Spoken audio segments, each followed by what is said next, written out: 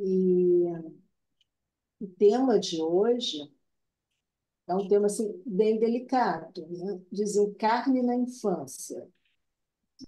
E quando eu estava assim, começando a preparar o estudo, vi essa manchete, era a manchete do dia. Hoje a notícia já ficou velha, porque as notícias passam com uma velocidade muito grande, mas é uma coisa tão impactante que eu acho que vocês devem lembrar dessa queda do avião da Voo e Passe, né? E me surpreendeu o título dessa matéria, porque sempre esses desencarnes coletivos já são impactantes por si, foram quase que 70 óbitos, né? E nessa manchete chama a atenção que a queda do avião deixou órfãos e matou crianças. E conheça as histórias, vai contando as histórias disso. Mostrar assim, como então nos impacta essa morte de crianças. E eu resolvi, antes de começar o estudo, fazer uma reflexãozinha. Por que, que esse tema, né, impacta tão profundamente os pais, familiares e a comunidade? Porque a morte da criança, muitas vezes, a gente vê como uma injustiça. Estamos habituados a ter essa imagem da criança como de um ser inocente, tudo. A gente esquece que a criança tem a alma dela é imortal, que ela já tem várias encarnações. Então a gente confunde a nossa ideia da vida terrena e com essas várias reencarnações que o espírito que está no momento encarnado numa criança pode ser um espírito muito mais antigo até do que o pai da criança, né? Mas assim, aquela a criança vem dessa forma exatamente para que a gente ame, para que a gente comova, para que a gente consiga fazer todo um trabalho com esse espírito, né, nesses primeiros anos. E isso faz com que a gente, assim, a nossa, nós somos seres ainda muito imperfeitos. Então, a gente está ainda muito materializado. E é normal, gente. Não vamos querer ser o que não somos. Então, o cuidado que eu vejo que tem que se tomar, eu vou fazer um estudo de como isso é visto dentro da doutrina, mas esse estudo busca dar um conforto para a gente pelo conhecimento de como funciona esse desencarne. Mas não quer dizer que a gente não sinta, que não exista essa dor da perda. E, então, é muito importante que a gente permita esse luto. Ser espírita não faz com que a gente encare, então, o desencarne como uma coisa leve, como uma coisa tranquila, principalmente até na nossa cultura que nós estamos inseridos. Por mais que a gente possa ser espírita, a gente está inserido nessa cultura que não sei assim, eu vejo pelas celebrações, por exemplo, no México, que é uma festa, né, que tem todo o Dia dos Mortos. Não sei realmente como que é esse sentimento, eu não conheço pessoas que sejam nativas do México, tudo, mexicanos, para saber como é que realmente eles veem com mais leveza. Mas o fato é que para a gente aqui, desencarnar é algo complicado. A gente vê com certa dificuldade até o desencarne de pessoas, às vezes, assim, 100 anos, tudo, te pega. Por quê? Porque a gente tem um afeto pela pessoa, a gente tem tudo. Então, assim, é como quando uma pessoa viaja, uma amiga, e vai passar muito tempo fora, a gente sente saudade, gente. Como que não vai sentir saudades de alguém que está desencarnando? Então, é normal. Então, é importante isso, permitir luto, aceitar os sentimentos. E o luto é um processo, ele não tem prazo fixo e pode ser muito pessoal. A pior coisa que você pode falar para alguém em luto é assim: ah, mas você, como espírita, você não sabe que a morte não existe. Gente, nessa hora não é racional, nessa hora é o coração que está ali, está sofrendo, que precisa de um acolhimento. Né? Então, a gente tem que aceitar esse sentimento, a gente tem que se acolher e os outros também têm que buscar esse acolhimento. Agora, se o luto está ficando muito complicado, se a pessoa está entrando numa depressão, se as pessoas percebem isso, é importante aí uma ajuda profissional. Existem terapeutas especializados em luto e que podem vir ajudar. Então, é importante, se você não está conseguindo dar conta, procure uma ajuda. Agora vamos ver um pouco isso dentro da doutrina. A pergunta é 197. Vou começar pelo Livro dos Espíritos, tá? Vamos fazer um apanhado do Livro dos Espíritos, depois eu passo para a literatura. Deixa eu ver se pulou duas juntas. Tá certo.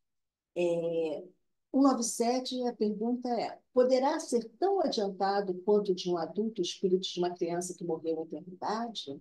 É o que a gente já tinha comentado. Algumas vezes o é muito mais. Portanto, pode dar-se que muito mais já tenha vivido e adquirido maior soma de experiência, sobretudo se progrediu. Nessa visão de que são várias reencarnações. Então, você não sabe o espírito que está habitando a criança, qual é o passado dele, quantas encarnações ele já viveu, que tipo de espírito é o grau de adiantamento daquele espírito. Então, pode ser, tá? Pode, então, o espírito de uma criança ser mais adiantado que o de seu pai? Isso é muito frequente. Não vedes vós mesmo tão a miúdas vezes na Terra? Mostrar que a gente, às vezes, a gente vê até, já percebe, até a gente mesmo, assim, só com os pensamentos, as ideias que esse espírito apresenta, a gente já percebe, às vezes, um adiantamento desse espírito. 198. Não tendo podido praticar o mal, o espírito de uma criança que morreu em tenra idade pertence a alguma das categorias superiores? Olha, novamente a gente já pensa assim como unicidade de existência, né? E aí, vamos ver a resposta. Se não fez o mal, igualmente não fez o bem. E Deus não isenta das provas que tenha de padecer. Se for um espírito puro, não é pelo fato de ter animado apenas uma criança, mas porque já progredira até aquela pureza. Então, ele pode ser um espírito muito desenvolvido, sim. Pode ser um espírito muito atrasado, sim. Mas não pelo fato de ter vivido só alguns anos, até alguns meses, tá? É, ele vai ser mais adiantado ou mais atrasado pelo que ele já desenvolveu em outras encarnações. Então, assim, não tem fórmula mágica. Cada espírito tem a sua história de vida e que vai passo a passo se desenvolvendo. Então, está lá no estalar de dedos, desenvolvimento. Então, o fato dela ter morrido sem praticar o mal não o torna um espírito superior, porque também é o que ele fala, não praticou o bem também, nem fez nada, não teve tempo. Quer dizer, aquela existência, você não sabe exatamente por que que foi curta, tudo, tem vários motivos, a gente vai olhar um pouco adiante, mas naquela existência, então, pouca coisa ele pode ter acrescentado, assim, ele não vai se tornar um espírito puro por não ter naquela existência feito nenhum mal. Porque tão frequentemente a vida se interrompe na infância. Então, aquela pergunta, se é tão duro para a gente encarar isso, se é uma coisa tão difícil, foge à lei natural das coisas, que é a ordem de que a gente espera sempre, né? Que os pais morram na frente dos filhos. Quando essa ordem é interrompida, de pronto, mas é algo que sempre causa uma comoção maior. E aí vem a pergunta de Kardec, por que é tão frequente isso acontecer? Aí vem a explicação dos espíritos. A curta duração da vida de uma criança pode representar, para o espírito que animava, o complemento de existência precedente, interrompida antes do momento em que deveria terminar. Isso pode, quer dizer, ele mostra que não é o único motivo. Um dos motivos pode ser isso. E sua morte também, não raro, constitui provação ou expiação para os pais. Então, pode ser por alguma necessidade que aqueles pais tenham que passar? Pode. Só que cada caso é um caso. Não adianta a gente ficar assim, querendo criar regras, falando, se morreu na infância, é porque em existência anterior a sua vida não teve, foi interrompida antes. É porque os pais. Não, gente, tem milhares de motivos que fogem ao nosso conhecimento. E, então, assim, a gente não tem que ficar buscando esse motivo, a gente tem que trabalhar com fato. Se houve esse desencarne antes, tudo é uma dor, vamos ter que trabalhar essa dor, vamos ter que aceitar e superar, porque faz parte, a vida continua, por mais duro que seja, e então tem que ver como seguir com isso, tem que trabalhar como que, e às vezes, por exemplo, quando fala constitui provação, expiação, ou até uma virada na vida dos pais. Né? Você já viu quantos pais aproveitaram, em razão do desencarne dos filhos, sentiram a necessidade de criar uma ONG, de trabalhar com um determinado grupo de pessoas carentes, tudo, honrando essa criança, tentando fazer isso como homenagem à criança. Então, assim, o que se faz a seguir que é importante a gente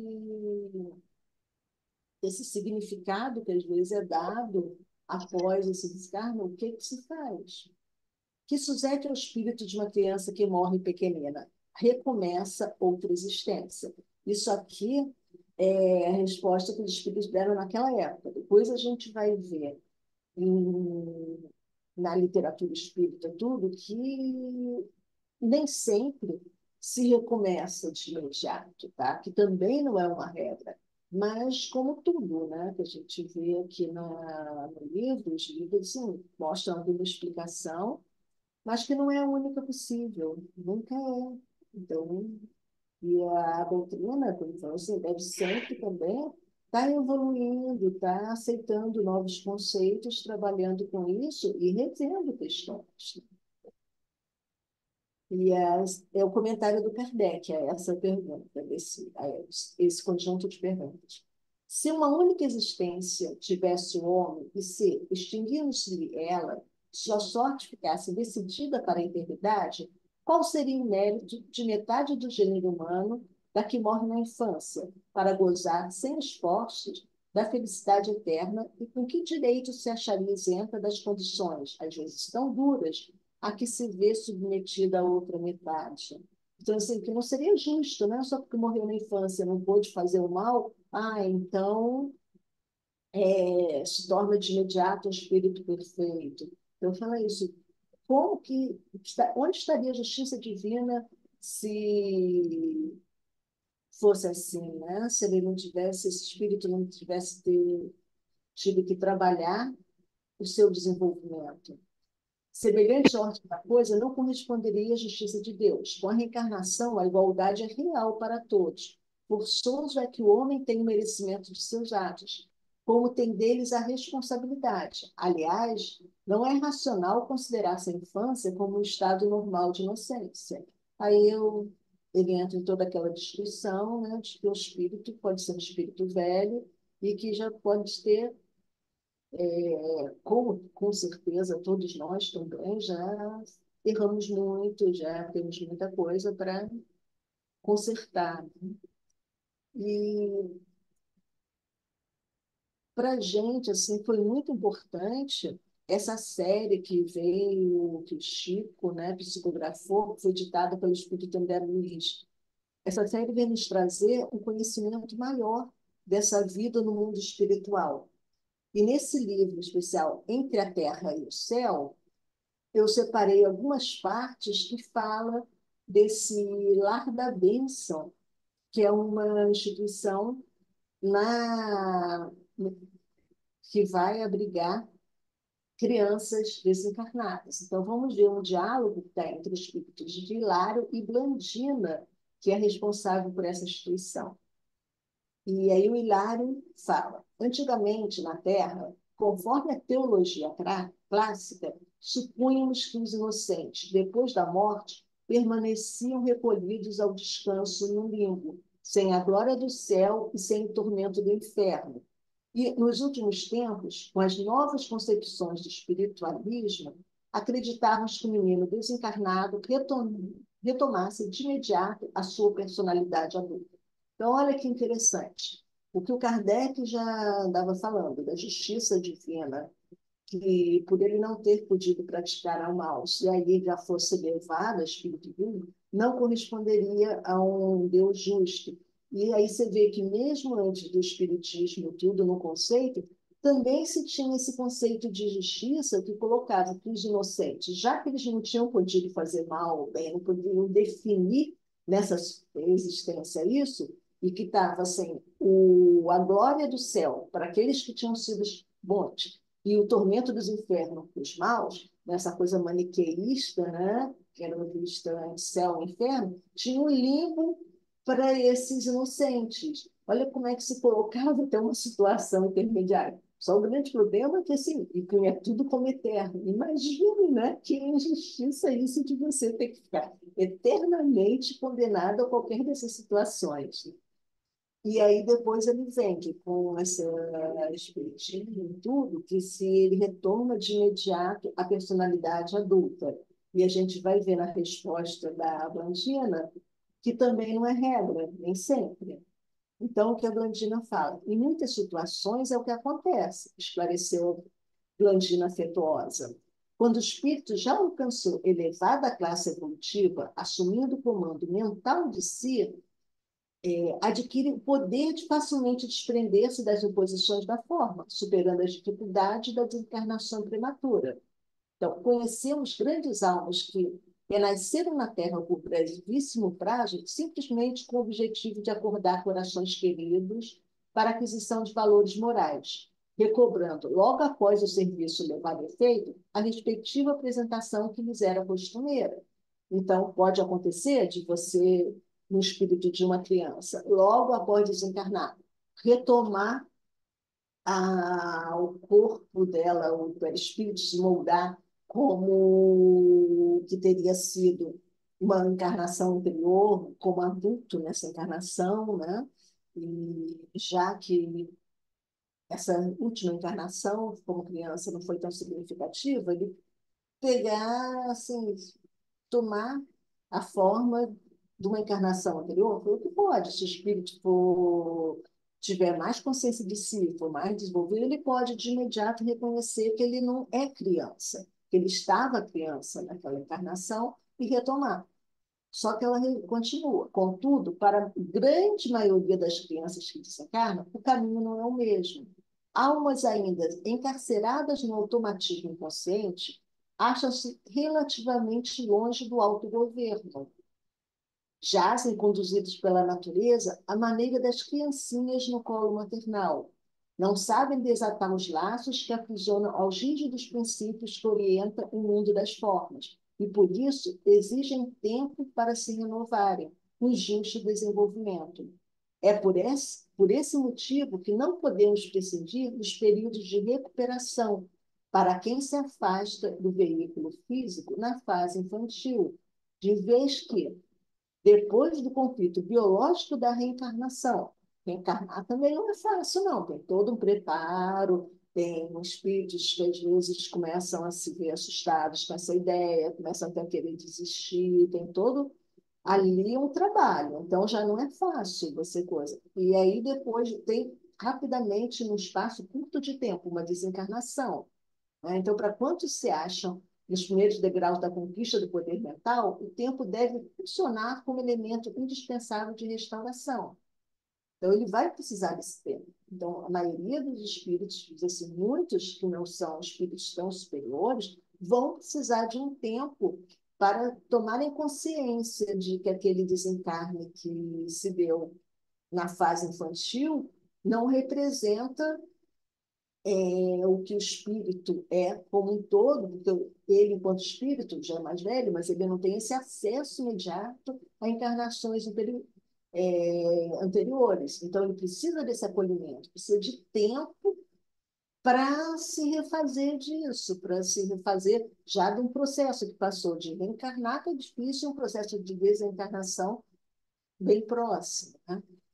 E a variação nesse tempo dependerá da aplicação pessoal do aprendiz, aquisição de luz interior, através do aperfeiçoamento moral. Então, o tempo que vai precisar isso, perguntar, em quanto tempo?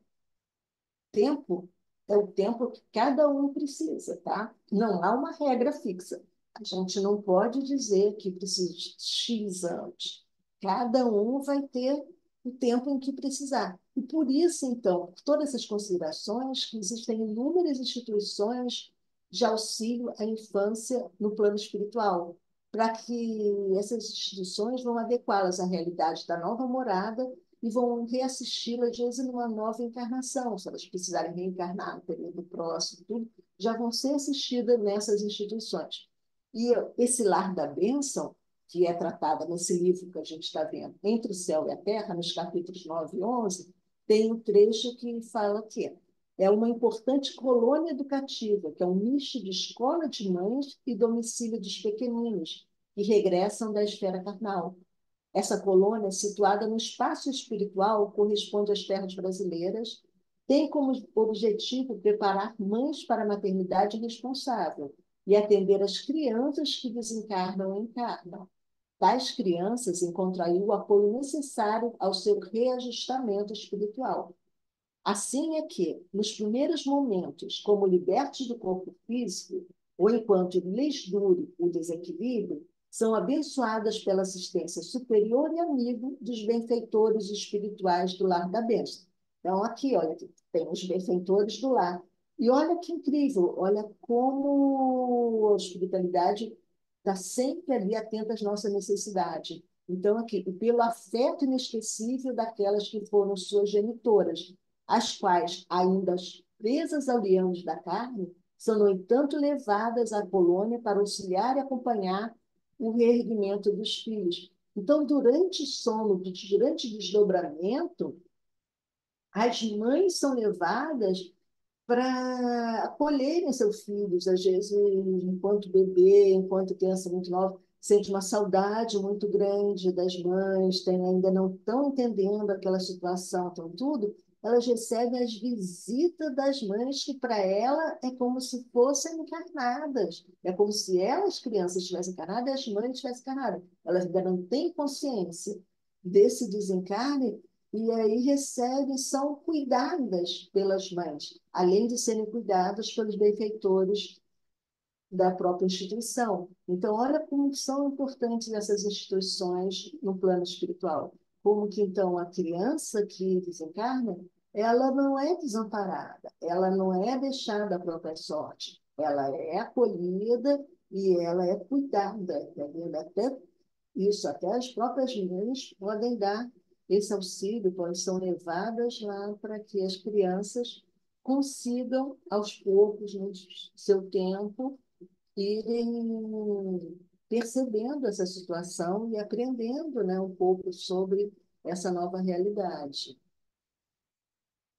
E muitas situações... Ih, foi para trás, espera aí. Então, assim, vamos falar de um outro livro, também a psicografia do Chico Xavier, e esse foi ditado, organizado pelo espírito do Neio Lúcio, tá? É a Mensagem do Pequeno Morto. O Neio Lúcio, pela mediunidade de Chico, ele vai apresentar a carta que foi enviada por uma criança desencarnada, que seria o Carlos. O Neio está organizando, mas o Carlos que está escrevendo essa carta para quem? Para o irmão encarnado de seu. Então, é muito interessante que ele começa dizendo que ele está escrevendo para dizer que não morreu. Ele está escrevendo para contando dessa surpresa que ele descobriu quando do desencarne, que a morte não existe, que a vida continua. Então, ele começa isso, dizendo que escreve para o irmão para dizer que não morreu. Ele vai narrar nesse livro como a alma se desliga do corpo, suas primeiras impressões ao retornar a esse plano espiritual, o processo de adaptação e o relacionamento entre familiares após a experiência da Terra. Mostra como são orientados espíritos que desencarnam na infância. E aí tem alguns pontos que eu separei. E Carlos conta que foi ajudado no processo de desligamento por uma tia, que ele descreve como um ser reluzente. E então ele deixou de sentir dor, porque ele já estava doente. Então, não foi um desencarne repentino, ele já estava realmente sofrendo, e com esse desencarne ele consegue se ver livre das dores que ele estava, né, no processo de adoecimento. A tia o deixa em sono profundo para o refazimento. Agora, o desespero da sua mãe fez com que ele despertasse. Então, importante da gente saber trabalhar esse luto, porque sim, tem uma dor, tem tudo, mas a gente prejudica, seja em criança ou não, quando a gente tem um apego excessivo e a gente fica em desespero muito grande, esse desespero afeta o espírito que a gente gosta, que a gente quer. E a gente, em vez de estar achando que está ajudando para ele, a gente está, às vezes, o perturbando. Então, o importante é que a gente reze, mas que a gente permita que ele siga. Para isso que é importante, às vezes, a gente também, se o desespero é muito grande, procurar uma ajuda especializada, porque senão ficam esses laços que prende pela dor, né? Você está prendendo alguém que você ama, fazendo com que essa pessoa sofra pelo seu desespero. Então, isso é algo importante que a gente pensar que é difícil, mas que a gente tem que trabalhar na gente, a gente se melhorar, pedir ajuda, seja através das PS, seja através de uma ajuda profissional, para conseguir trabalhar, seguir, para que o espírito também possa seguir, que ele também possa se refazer. E ele relata ainda o encontro com a avó e com o tio, que já tinham desencarnado, que vem visitá-los nessa instituição que ele está. Então, ele mostra isso como que as famílias, esses laços familiares permanecem, e como há esses reencontros. E ele vai comparando as instituições da Terra, né, a escola que ele estudava, tudo, com as instituições, escolas que ele vai encontrar na espiritualidade. E ele relata, então, que os professores da espiritualidade vão além, que eles não só ensinam, como confortam e orientam, trabalham sentimento e pensamento. Como isso é importante, né, nas escolas começarem a trabalhar mais sentimento, né? Eles vão estar preocupados, todo mundo se preparar para uma profissão, e não ver quanto é importante a gente se fortalecer enquanto pessoa. Então, como é importante a gente ter conhecimento dos nossos sentimentos para poder a gente entender, né, e ter mais autoconhecimento. Narra, e ele vai narrar que quando o colega chora por sentir saudade da mãe, não só os benfeitores da instituição acolhem, como todas as crianças que, na verdade, sentem-se também saudade e tudo, vão entender, vão acolhê-lo, vão mostrar que é assim mesmo, que é normal, que é difícil, que não tem problema chorar, que todo, mas que tudo passa, né? Então, assim, é importante isso, esse acolhimento, essa escuta, ele mostra essa diferença, como nessa instituição há essa escuta. E ele vai trabalhar a compreensão e aprendizado em relação às coisas erradas que teria feito enquanto encarnado. Tá? Ele começa a ter essa percepção que ele, mesmo assim, ele sabe, né, que era errado, mas ele, se pensar bem, quando que foi psicografado esse livro, né? É, século XX, na verdade, do Chico, tudo, era um menino, e era comum os meninos, né, naquela época a gente vê relatos assim de estilingue, de atirar em passarinho, havia uma normalidade, uma banalização em relação aos maus tratos de animais que hoje já não se cabe. Hoje se conversa, se fala. Mas na época, isso era algo que não era visto como uma crueldade particular de uma criança. Era mais como do universo de criança masculina. É terrível a gente pensar que não tão distante assim isso acontecia. Mas é um fato. Então, a gente hoje está, pelo menos, a gente já consegue entender, ter mais essa compreensão de quanto isso é cruel. E aí ele lembra que ele matou um gatinho a pedradas. Só que já foi, ele não pode refazer esse fato, ele não pode voltar ali atrás para não cometer esse coisa, porque não existe essa máquina do tempo. Então, mas o que ele pode fazer? Então, essa culpa que ele sentia, ele acaba se perdoando, fazendo, trabalhando, cuidando dos animais. Então, tem a reparação que pode ser feita se ele não pode voltar atrás para não praticar esse tipo de ato, ele pode, daqui para frente, fazer todo um trabalho de auxílio aos animais e assim ele consegue trabalhar esse auto-perdão, que é muito importante para a gente seguir. E agora um outro livro que também trata esse aqui, Quem Tem Medo da Morte, que é um livro do Simonetti, tá? Eu separei, ele não fala só de criança, mas eu separei quando ele se refere ao desencarne na infância, uma parte que ele se refere. Aí eu aspiei o que ele fala. O problema maior é a teia de retenção formada com intensidade, porquanto a morte de uma criança provoca grande comoção, até mesmo em pessoas não ligadas a ela diretamente, que é como que a gente começou a falar até da Volpasso, o acidente, como que não é, isso virou até uma manchete no espaço entre e essa comoção. Então, ele fala que a criança, como símbolo de pureza e da inocência, alegria do presente, promessa do futuro, o pequeno ser resume as esperanças dos adultos, que se recusam a encarar a perspectiva de uma separação. E as lamentações, o choro e a fixação no ente querido que desencarnou prejudicam sua reabilitação no plano espiritual, fazendo com que ele sofra vendo o tamanho desespero de seus familiares.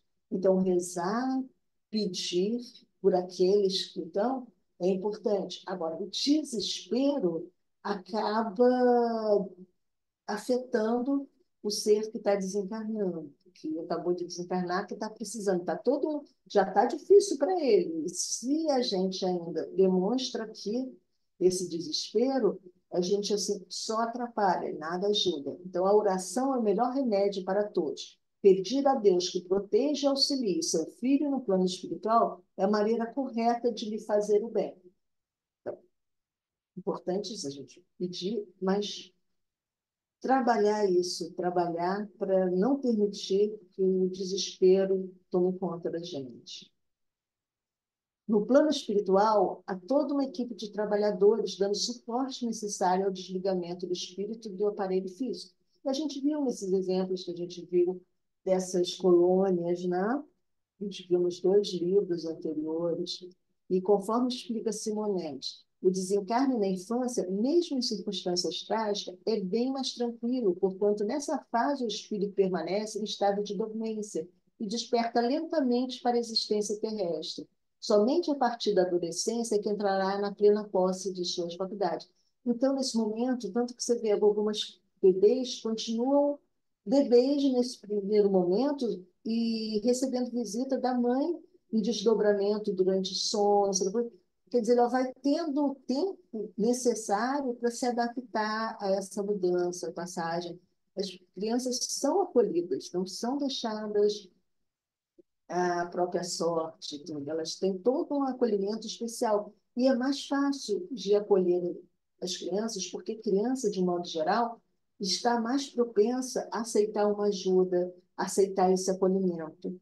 Você vê no nosso lar, quando o André Luiz diz que fica vagando, né, pelo umbral, anos, e aí quanto que até o orgulho dele permitir que ele peça, que ele reze, que ele peça ajuda, a coisa. Nesse momento que ele consegue enxergar que era gente ali para ajudar, que essa ajuda estava ali ao lado, só que ele não conseguia ver.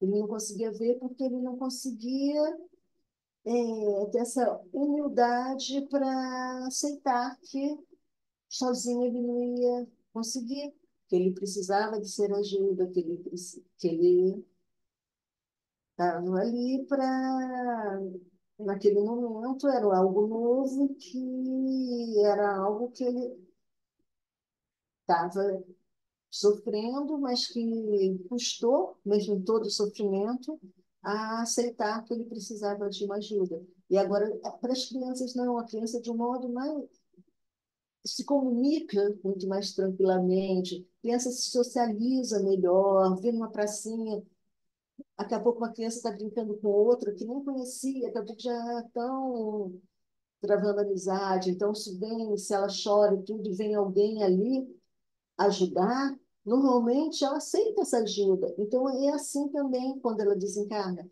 Então, esses benfeitores espirituais conseguem com mais facilidade acesso a esses espíritos e conseguem levá-los para as instituições e lhe dão todo o suporte que elas vão precisar.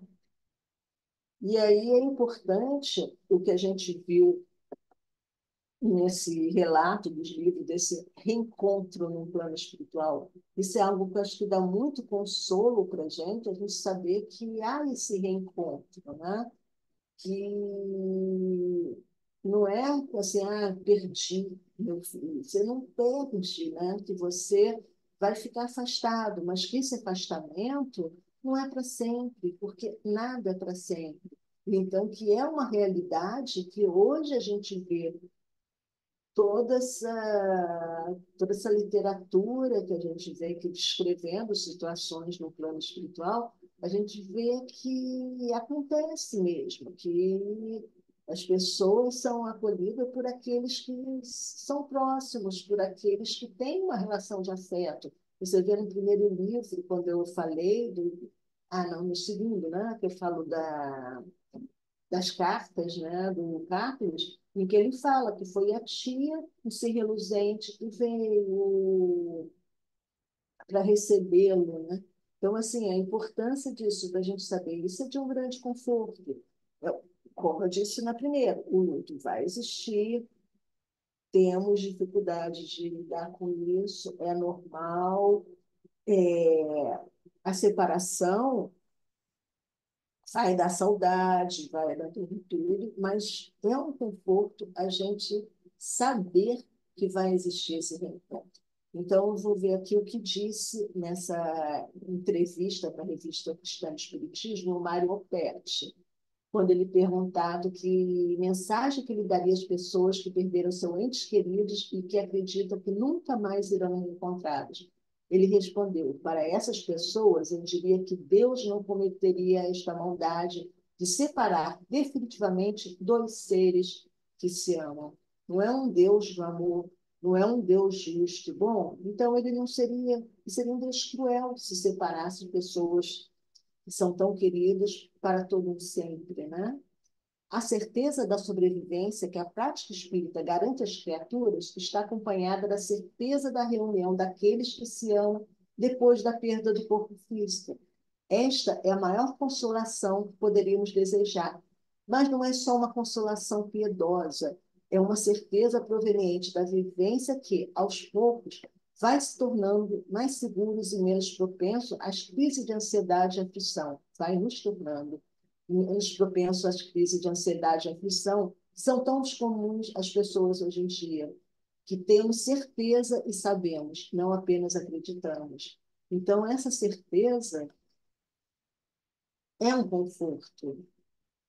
E é o que, assim, que eu tenho para dizer para vocês. E fiz assim, uma aquarela desejando, fiz todo o estudo em tons meio de cinza, tudo, porque eu sei que o tema é delicado, eu sei que o tema é difícil, mas eu desejo para vocês assim muita paz e que a gente possa ter essa certeza de que tudo passa, que o reencontro, em algum momento, a gente reencontra todos aqueles que nos são queridos. Obrigada, Lourdes. Pode interromper a gravação. Deixa eu fazer isso. Pronto.